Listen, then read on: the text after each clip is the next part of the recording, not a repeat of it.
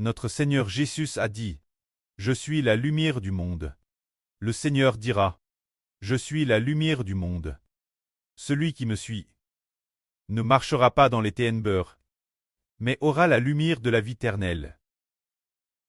Disant qu'il est la lumière du monde. Tous ceux qui suivent le Seigneur ne marcheront pas dans les ténèbres, mais auront la lumière de la vie éternelle. Avant la venue du Seigneur Jésus-Christ, y rêvait-il quelqu'un qui soit la lumière du monde pour clairer les hommes? Dans les ténèbres, aucun. L'ancien prophète Mose était-il la lumière du monde? Ah, bien est-ce que non. Alors le prophète Li était-il la lumière du monde? Ce n'était pas non plus le prophète Saé, ou Yermi, ou les prophètes, y grand avait-il un qui soit la lumière du monde, disant, qu'en le connaissant, nous marchons dans la lumière. Il n'y avait personne. Il n'est pas la lumière du monde. Celui qui est la lumière du monde doit avoir le pouvoir de donner la lumière aux hommes. Pour trait, la lumière du monde. Mais dans le livre du prophète Saé, il a été prophétisé qu'un homme serait la lumière du monde. Comme le livre du prophète Saé le dit ainsi. Autrefois, Dieu a rendu Zabulon et le pays de Nephtali, Pris. Mais l'avenir le chemin de la mer, la Galile des nations, recevra la gloire. Car ceux qui habitaient dans les ténèbres, le peuple a vu la lumière. Ceux qui habitaient dans le pays de l'ombre de la mort, une lumière s'est levée sur eux. Prophétisant que dans le pays de Nephtali en Galile, se dire Capharnaüm, le peuple de cette région, verrait une grande lumière briller sur eux.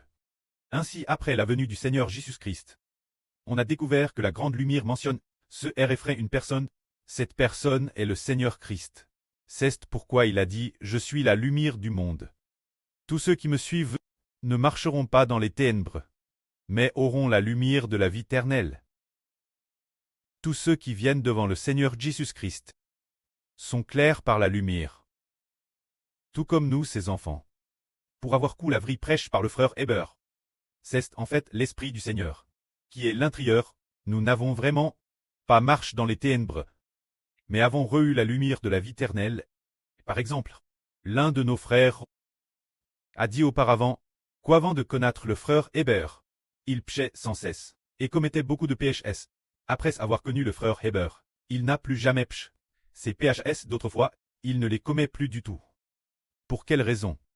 C'est parce qu'il a connu celui qu'on appelle le frère Heber, le soleil, car il contient la lumière de Dieu et du Seigneur.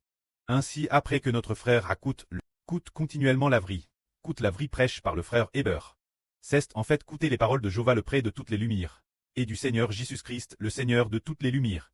Alors, l'intérieur de notre frère, la vie a été transforme, et c'est transforme, au point qu'aujourd'hui il consacre toute sa vie. Avec toute sa vie, PRT s'offrir au précleste, et est devenu une nouvelle création, et doit fortifier. De nombreux enfants viennent connaître la lumière de la vie. Ils savent que la vraie lumière est le Seigneur Jésus-Christ. Le précleste a envoyé son propre Fils. C'est pour illuminer tous ceux qui croient au Seigneur Jésus dans le monde. Tous ceux qui suivent le Seigneur et qui appartiennent au nom du Seigneur Jésus. Ils ont tous reçu la lumière de la vie. Se dire qu'ils ont reçu Dieu venant du Seigneur Jésus-Christ. Et l'Esprit du Seigneur. Alors nous avons la lumière en nous, et ne marchons plus dans les ténèbres. Que la gloire soit auprès et au Seigneur. Amen.